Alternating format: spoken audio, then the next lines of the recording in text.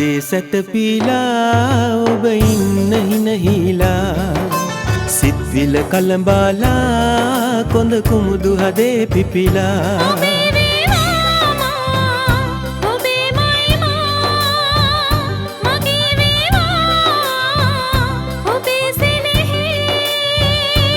උපදින හැම භවය සරා මහදේ සැතපීලා ඔබ ඉන්න හිනහිලා සිත්විල කලඹාලා කොඳ කුමුදු හදේ පිපිලා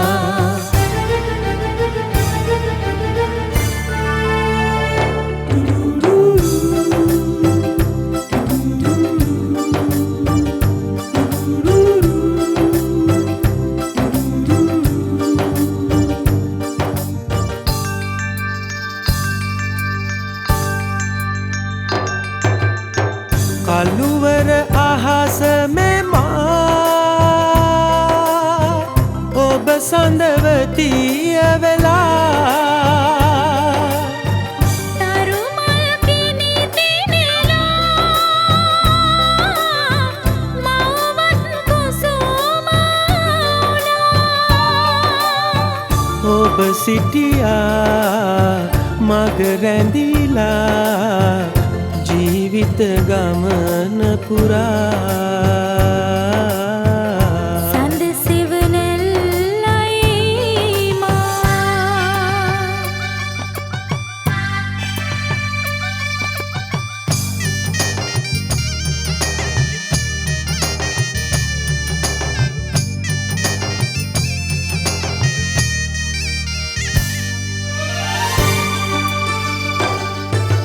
මහදේ සැතපීලා ඔබ ඉන්න හිනහිලා සිත්විල කලඹාලා කොඳ කුමුදු හදේ පිපිලා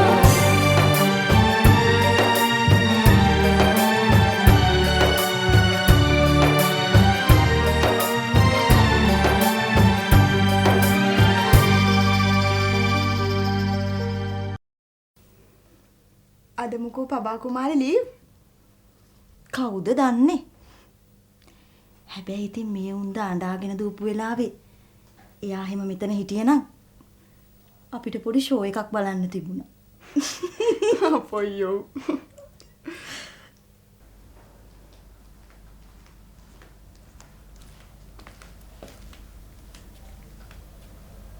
ඒ මිනිහා ගියාද? ගියා නෙමෙයි මැඩම්, දිව්වා.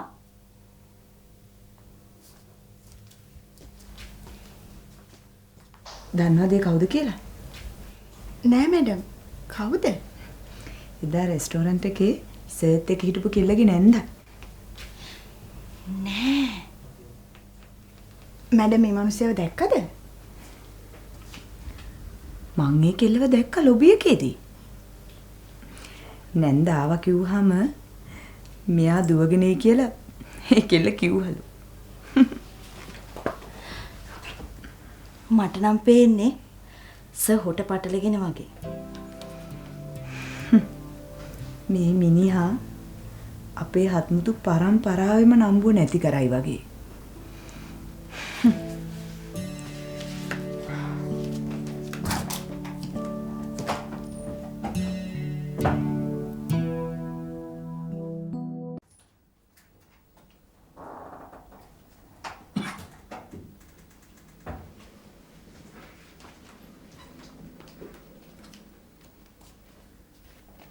මෙන්න කලුතර ප්‍රොඩක්ෂන් රිපෝට් එක. නෙලා ගන්න වෙන්නේ වපුරුපු දෙය කියලා කියනවනේ. ඒක නිසා ඕවා ගණන් ගන්න එපා. යනවා යන උතර වෙදෙන මගේ අකා උස්සන්න නේද? තමුසේ කෑනේ නෙවෙයි හැපින්නියා. මොනවද බලාගන්නේ? යනවා ඉසේ. මතක තියාගන්න. කවදා හරි පසුතැවිලි වෙන්න වෙයි.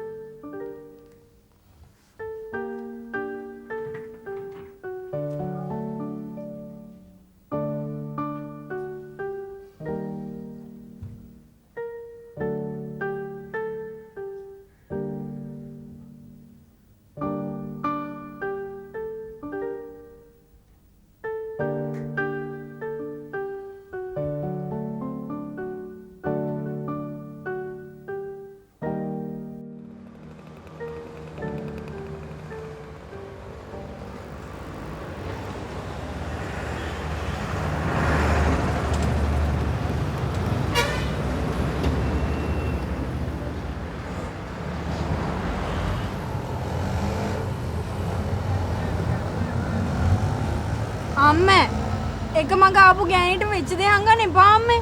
මොකද උනේ කියන්නකෝ. මොකවත් උනේ නෑ බං. ඕ ශාන්ත දාන්ත පොම්බුලිය වගේ හිටියට මේක ගිනි බෝම්බයක්.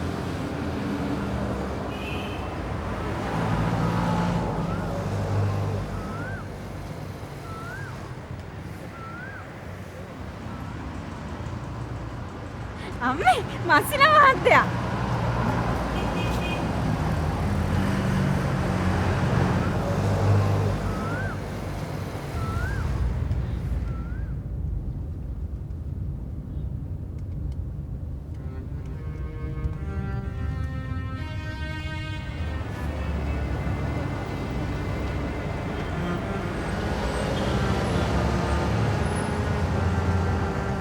යකෝ බෑ නා කියන්නේ නෑ බෑ නෝ කියන්නේ උන්ට කියලා තාත්තා කිව්වොත් මොකෝ අන්නරු අපි මග දාලා ගියා.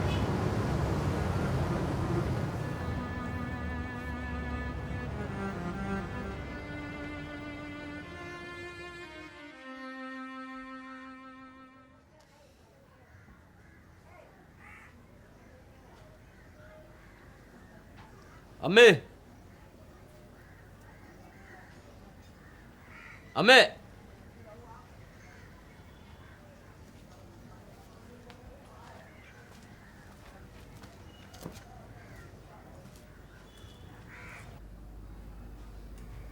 අම්මේ අම්මෝ කොහෙදෝ ගියා? හිමල් අම්මත් එක්කම යන්නේ නැති.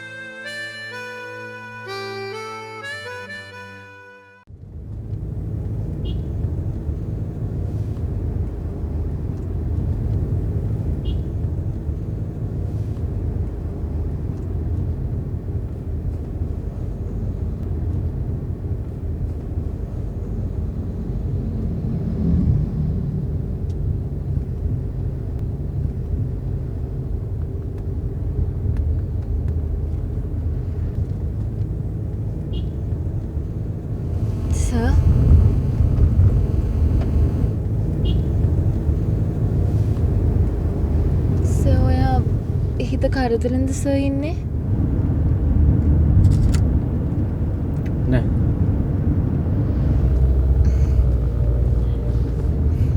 මට දැන් ඒ තරම් අමාරුවක් නෑ සර්. අපි අදත් බලලා හෙටම බෙහෙත් ගමු.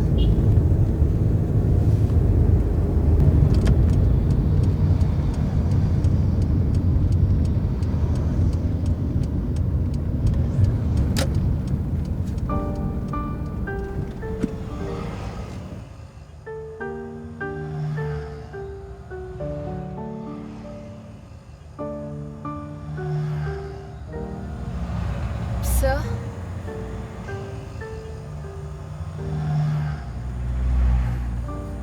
මොකද උනේ කියන්නකෝ.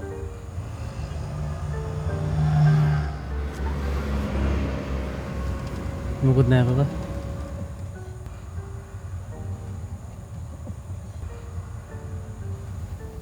දෙයනේ ඔගේ අතේ සීතල. අනේ ඇයි සර්? වාගේ අඟ රස නිසා එහෙම දැනෙන්නේ. අපි බෙහෙත් ගමු.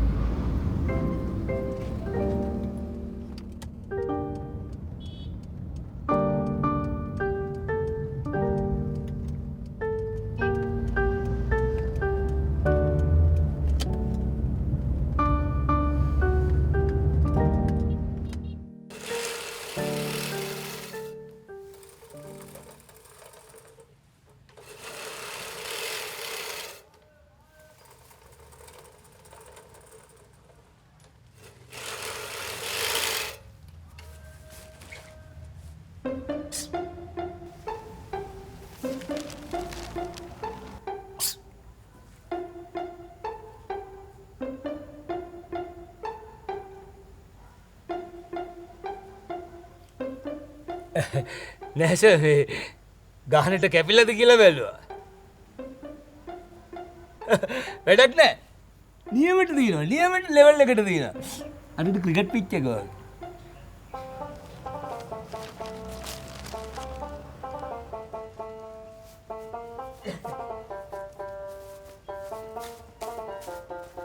නැස මං කිව්වේ වැඩක් කරනවා නම් ඒ වැඩේ දශමට නූලට කරන්න ඕනේ. අර කවියකුත් තියෙනවනේ සර්. කළතොත් වැඩක් කරනුවේ හරියට. නැත්තම් කන්න පලාගන්න නැතුව බහැපන් එළියට. තමස කොහෙන්ද මොයින් ඔය කපටිකම් ඉගෙන ගත්තේ? සර් අපේ බාප්පගෙන් සර්. බාප්පගෙන් කිව්වේ අපේ තාත්තගේ මල්ලි. මේ තත්ත්වෙයි මොත්තේ දෙකම ඉගෙන ගත්තේ මිනිහගෙන් තමයි. මිනිහා ඉස්සෙල්ලා කෙරුවේ මේ මිනිහෙන් බහම් කරන එක. මිනිහගේ ඇවෑමෙන් තමයි ඒ ජොබ් එක පස්සේ මට හම්බ වුනේ. මිනිහගේ නම මෙත්තසේන. එනට කොල්ලෝ කියන්නේ මොත්තසේන කියලා. මම වගේ නෙවෙයි සර් මම රකපටියා. මොනවද මොයින් ඔය කතා කරන වචන? එහෙම කියන්න එපා සර්. බසක් පෝෂණය වෙන්නේ උපසංස්කෘතියේන වචන වලින්. නැස මම නිකමට කියන්නේ දැන් බලන්න අපි ඉස්කෝලේ යන කාලේ කිව්වේ බාධා කරන්න එපා කියලා. දැන් කොල්ලෝ එහෙකට කියන්නේ උදැල්ල දාන්න එපා කියලා. දැන් අපි ඒ දවස්වල කිව්වේ පම්පෝරි ගහන්න එපා කියලා. දැන් කොල්ලෝ කියනවා නයි අරින්න එපායි කියලා. කින් වැඩ ගන්නවා. නැස මං කිව්වේ ඉතින් ඔය අලුත් වචනවල සුළු සුළු අඩුපාඩුකම් අපිට පේන්නේ ඉතින් අපිත් එක්ස්පයර් වෙන්න කිට්ටුවන්ද. දැන් නිකන් උදාහරණයකට මේ සර් අරන් බලන්නකෝ. සර් හරියට මේ කල් ඉක්ුත් වෙලා එක්ස්පයර් වෙන්න කිට්ටු භාණ්ඩයක් වගේ නේද මං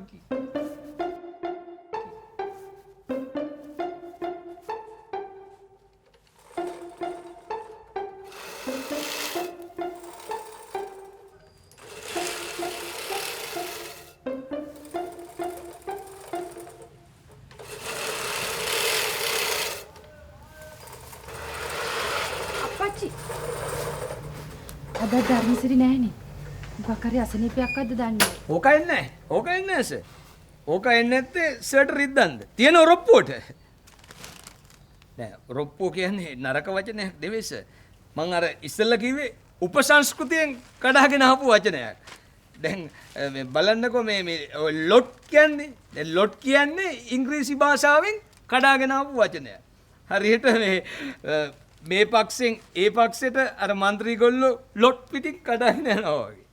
අපි මහා ලොකුවට කයිය ගහනවා ලොට් එකක් වැඩ කරුවා කියලා. ඒකට ලොට් ආවේ කොයින්ද කියලා දන්නේ.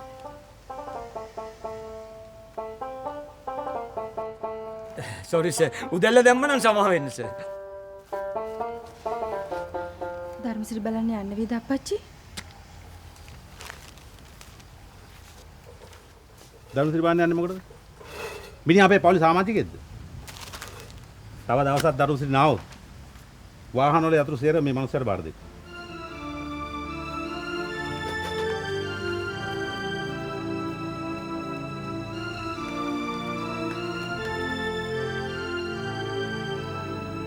ඇයි අප්පච්චි කේන්තින් වගේ? හේතුවක් නැතුව ඔහොම කේන්ති ගන්න එක ලෙඩක් කුෂානේ බේබේ. මූලක් ගින්නටත් ඔහොම වෙනවා. කවුද ඇවිල්ලා? ඒ වගේ මර්වින් ගිහලා ගේට්ටුව අරිනවා. අනුතරන්න ඕන වෙන්නේ නැති. ඒ වගේ මර්වින් යනවා ගේට්ටුව අරිනවා. මං හිතුවා මේ ධර්මසිරිගේ ජොබ් එකට මාව දැම්ම අනියුක්ත කරලායි කියලා. ධර්මසිරි ගේට්ටුව අරින්නේ නැහැ.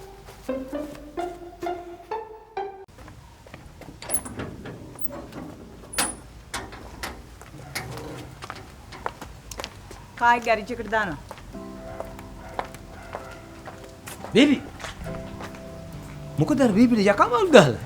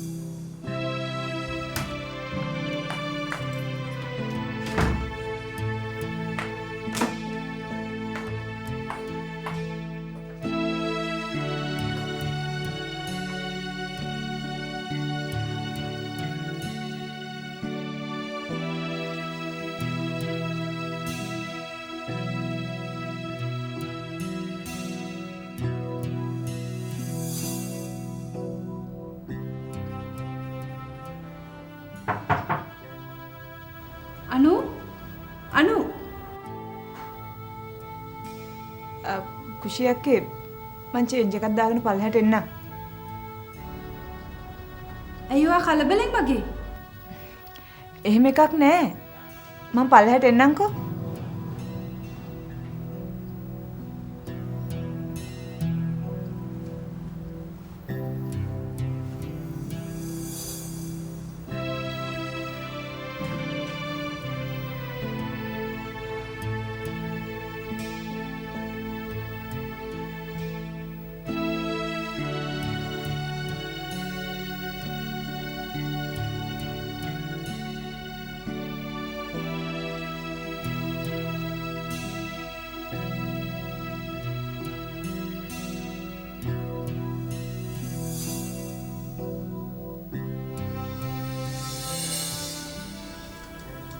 නෙලා ගන්න වෙන්නේ වපුරපු දෙය කියලා කියනවනේ.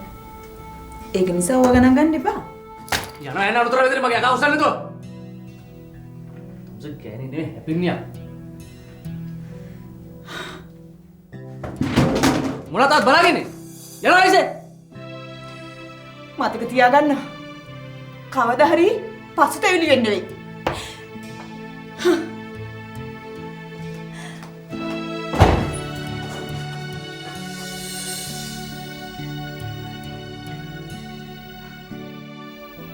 ජීවිතය කියන්නේ දවසකට දෙකකට නෙමෙයිනේ. බලමුකෝ.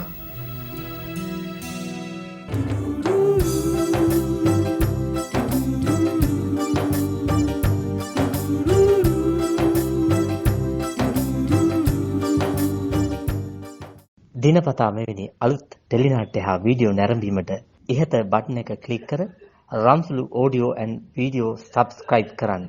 අලුත්ම වීඩියෝ මුලින්ම දැක ගන්න මෙහි ඇති කුඩා සීනුව ක්ලික් කරන්න.